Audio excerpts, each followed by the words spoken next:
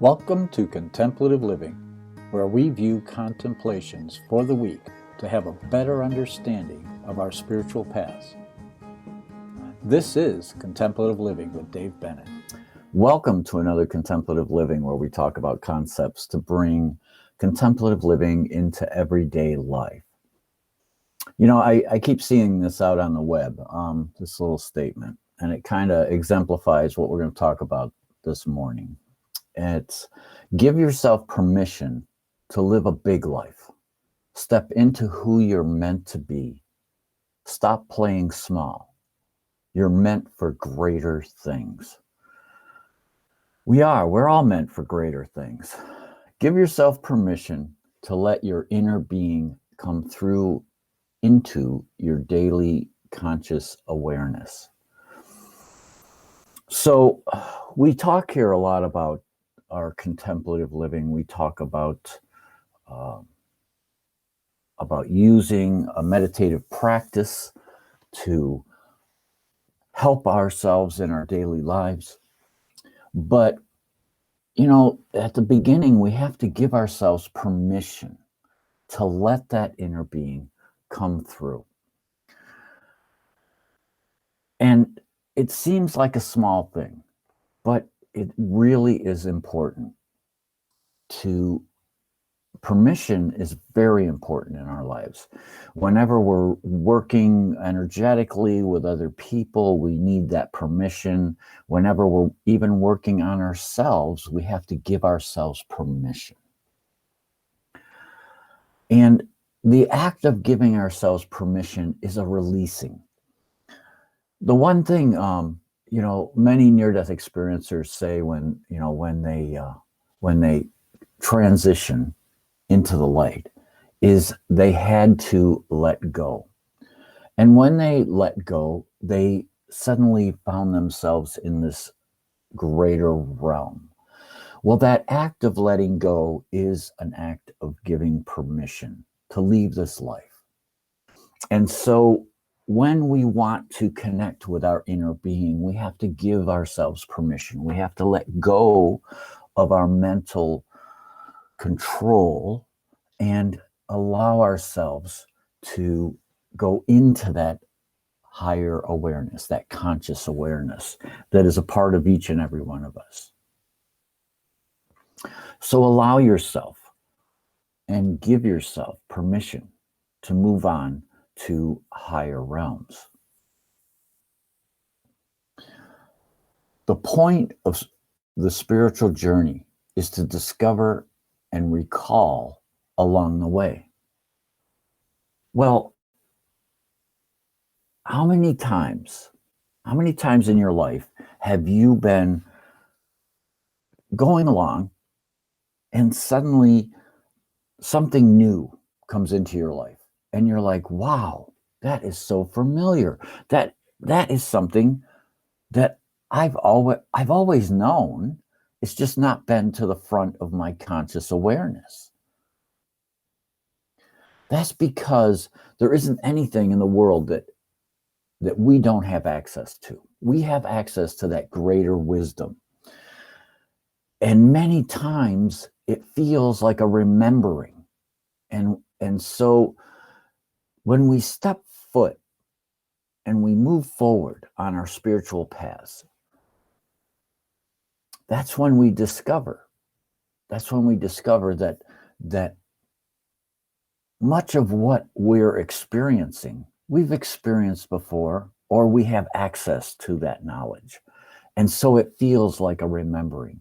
And we recall this as we move along in our spiritual paths.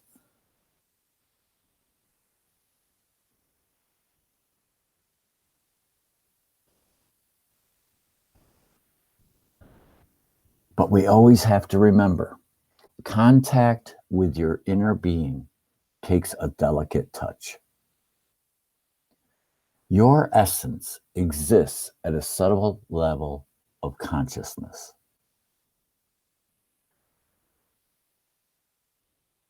Your essence is always there. Many times it gets buried because we're so involved with the circumstances that surround us, but it's always there. It's always there to help us, to guide us, to give us what we need, to support us and to love us. But it takes a delicate touch. It takes that small step of centering ourselves, taking a deep breath and entering the stillness. And that's where we can hear Spirit speak to us. And we can do that anytime during the day. It doesn't really require, you know that I'm an advocate for a spiritual practice, and I like to start my day with contemplative meditation. But even the act of just taking a deep breath, a conscious breath, is a form of meditation. It's a form of coming back to yourself. And when we do that, that small, still voice of our higher awareness, our inner essence, can then communicate with us. And we can gain the insights that we need for whatever we're working on.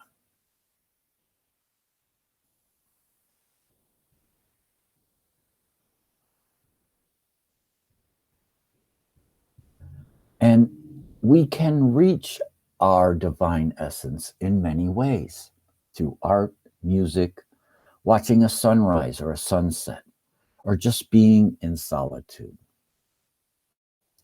Whatever revives peace, calm, and balance is essential. We need to bring more balance into our life. Our lives are so chaotic. It doesn't matter if we're sequestered because of the COVID, or it doesn't matter what's going on. We just have so much to do and so little time to do it, it seems like, in this life, that we need to take moments to enjoy, moments to revive our inner peace, our calm, because it allows that joy within us then to be brought up, and we can use that. We can imbue that joy into whatever it is that we're doing. But in order to do that, we have to take some time for ourselves. You know, it's critically important, even when we're so stressed out, to take a moment and connect to that essence. And there's just so many ways that we can do it. We all have different ways. Music is a big one for me. If I have a lot of projects on my desk for the day, I like to put my headphones in and play some soft, gentle music. And man, it just helps to center me, to calm me, to give me that center of peace. And then I'm 10 times more productive than I would be if I were just allowing myself to live in the chaos of the circumstances that live on my desk on a daily basis. So I invite you to try that out and see what you think about that. Now, this one's kind of, I was kind of joking around with this meme, but see yourself as a seeker of answers, a seeker of wisdom, allowing deep inner knowledge. When it all boils down, we really are all seekers of wisdom. And when we allow ourselves to live in a state of wonder, we're seeking the truth. And that's the place that we want to reside most of the time, is in a place of wonder where we're seeking the answers and the truth within our life. When we do that, we become explorers and we tap into that inner knowledge. It is a journey, and it's an amazing journey that when we're dealing with wonder, when we're dealing with becoming a seeker, we become that explorer. Like when in our youth, when we used to explore the new world all around us, well, we can see it as a new world all over again, just by allowing ourselves to be the seeker, live in a state of wonder, seeking the truth.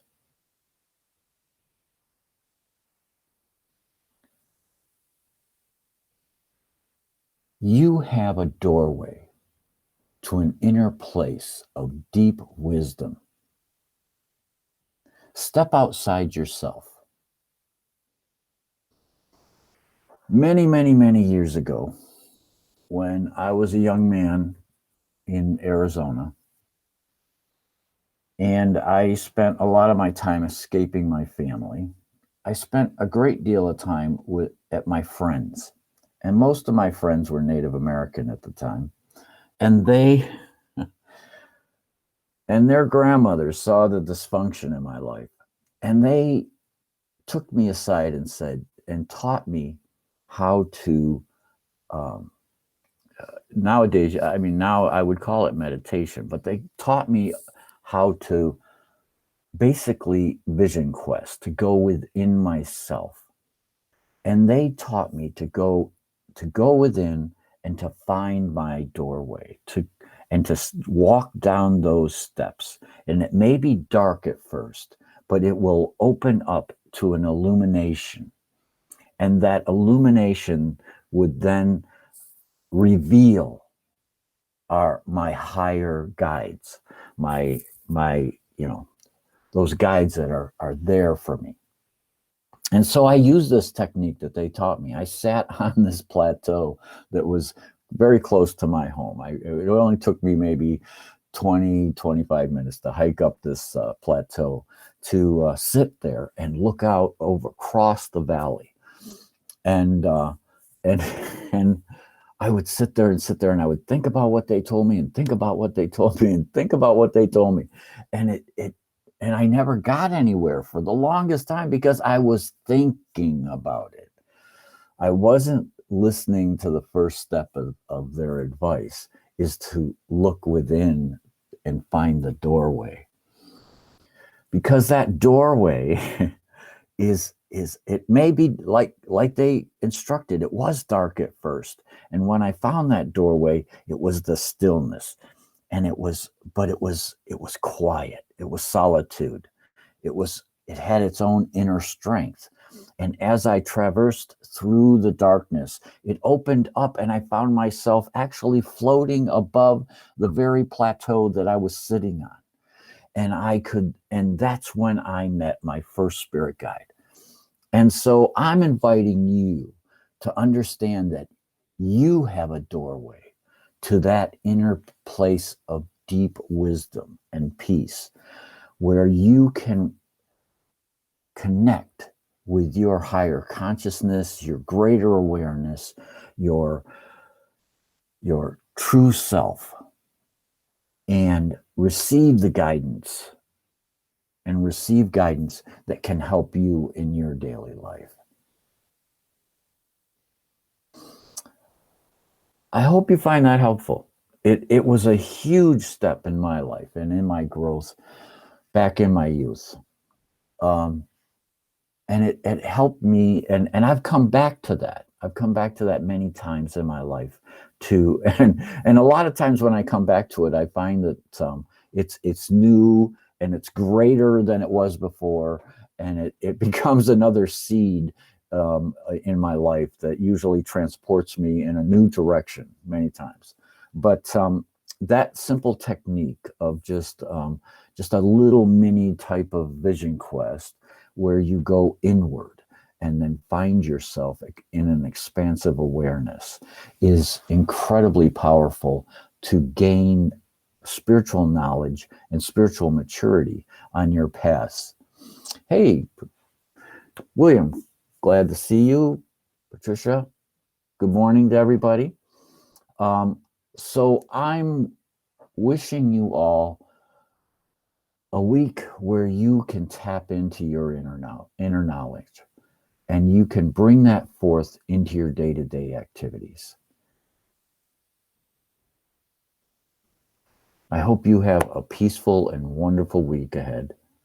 Namaste.